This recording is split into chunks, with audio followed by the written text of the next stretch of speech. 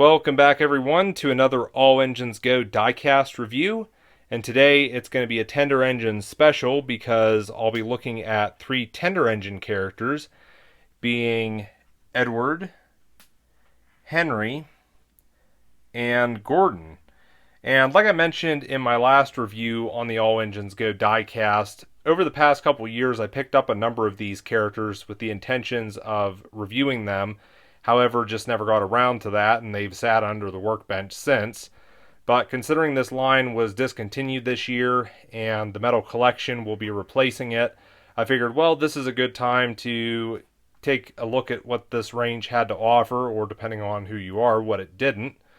But with that said, let's get into this. First things first, we'll look at the boxes, which there's really not a whole lot to see with these.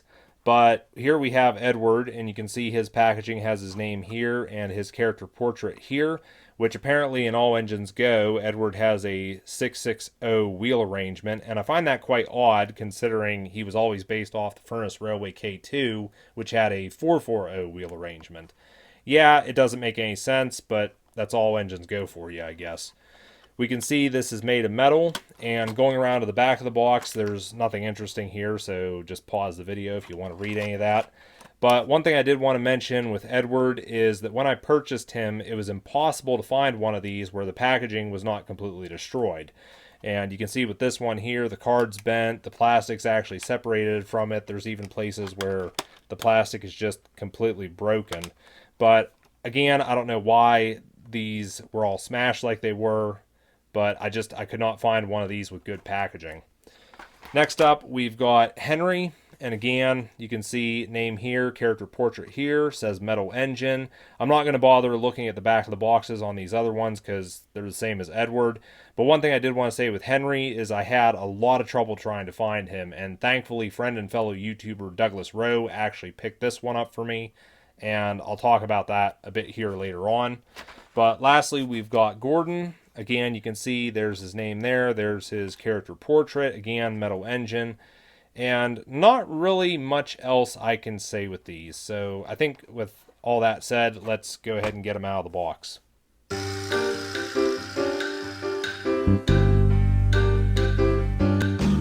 Now with these characters out of their packages, as I have been in the past, I'm still very much impressed with the look of these. However, there is one nagging issue that I have, and this is something that I actually noticed even before unboxing them. And that's the fact that none of these characters have their buffers painted. And this is something that I noticed Mattel has done a lot with the All Engines Go diecast line, is you'll get some characters that either have one set of buffers painted or they've got none painted at all. And I have to ask, how hard is it to just put a little bit of paint on these details to make them stand out a little more? I'll touch on the buffer issue a bit later on, but first I want to take a closer look at these characters. And starting with Edward here, I will say, as I have before, the quality is definitely there with these pieces, but as to Edward looking like his show counterpart, I already know that's not the case because he's got the wrong wheel arrangement. However, I'm just going to roll with that and not say anything more about it. But there's some really nice detail on this Edward, like there is with the other characters from the diecast line. You can see we've got the dome, the whistle. The paintwork looks to be nicely done. However, I think the only diecast in this piece is the boiler. I know the tender's all plastic, and around the wheels here and the cab and smoke box, that all seems to be plastic. And unlike James, the cab is not opened, it's just closed and blacked out. So, not a whole lot there. The face, I believe that looks like All Engines Go Edward. Those of you who are regular viewers of the show can let me know if that's correct or not. And something I forgot to show in my last review was the bottom of the engines, and you can see here basically we've just got the name and nice to see made in Thailand, but there's not a whole lot underneath these. But again, I definitely feel like the quality is there with this piece. And I think we'll move on to Henry next, which I'm quite curious about Henry. And we can see here a lot of nice things with this. good detail. Again, the dome, the whistle. The cab is blacked out. No detail there. And just like Edward, it feels like the boiler is really the only thing that's die cast in this.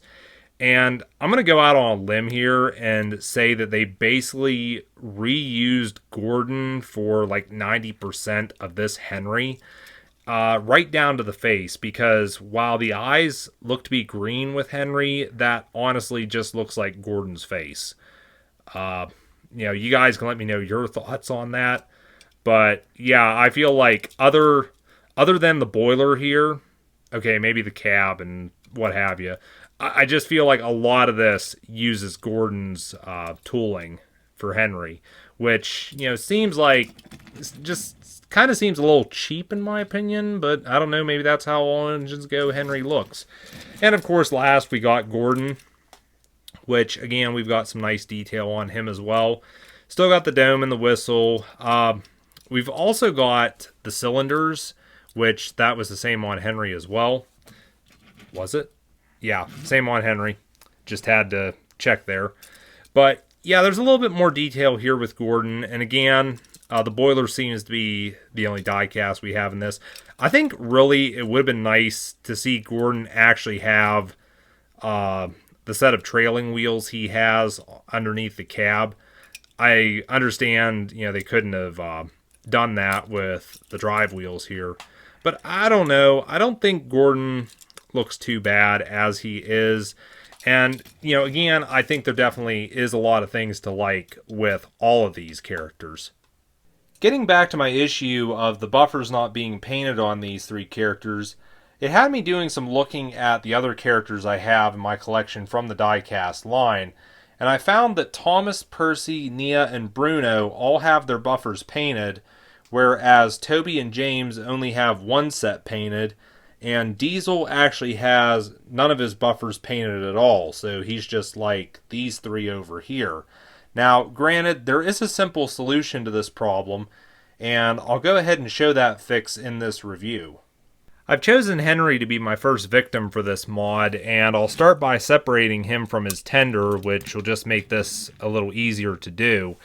And my simple fix for the buffers is I'm going to paint them using a permanent marker, which I've covered up the brand name on this because I have no affiliation with this company, and it's really up to you what you want to use. But I'll start by taking the cap off here, and I'll grab Henry himself, and just a simple touch with the marker here. And I can go ahead and put the black on his buffers. Now, granted, I might have to do this a couple times to actually get them dark like they need to be. But just go ahead and like that. And granted, like I said, I might have to go over these a couple times. Just give that time to dry and then give it another swipe. But you can already see that looks a lot better than just the red buffers. And another thing you could also do with this is if you don't want to use the permanent marker, you can also look into, they make actual paint markers as well. So that might be another something to consider if you want to attempt this mod. Just going to go in real close here for you to see this. And, again, it's pretty easy, and I have to ask, if I can do this here at home, why couldn't this sort of thing have been done at the factory? It's just so easy to do. I doubt it would have cost that much, and it just would have lifted the look of these characters. So I don't think I've had even 10 minutes into painting the buffers on these characters, and I hope you can agree with that little bit of extra detail. They now look better. And I'll just bring Gordon up as an example, but you can see with the buffers painted black, they now stand out against the rest of the buffer beam as opposed to when they were red. And, I wish this little bit of extra detail was done by Mattel and not something that I had to do myself, which, granted, I've actually noticed another issue with these characters, and that is that the wheels don't have the little patent on them. I'll bring Thomas in as an example. You can see what I'm talking about. And really, that's something I've noticed with the bigger engines is they don't have that, which I'm not sure why they don't. Maybe somebody can, enlighten me on the details to that. But, I was just so distracted by the buffers that I guess that little bit of details flew under my radar. And I think we've reached the point of the video where I can give my final thoughts on these and wrap up the review. And I have to say that while I do like these renditions of Edward, Henry, and Gordon, I just feel like there was less effort put into these when compared to the other characters in the die-cast line. Like I keep saying, the buffers not being painted. Look how much nicer these look with painted buffers.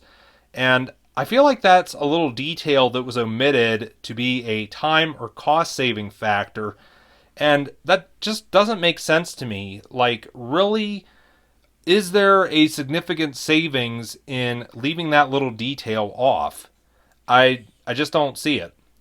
But another thing would have to be the wheels, less detail in the wheels. Granted, that's maybe how these are supposed to be, so I'm not going to knock it too much. But yeah, again, the buffers, I don't see any reason why something small like that should be left off of these. But as to whether or not I'd recommend these three characters, it's basically the same as it has been. If you're collecting the All Engines Go diecast line, I think these are well worth picking up.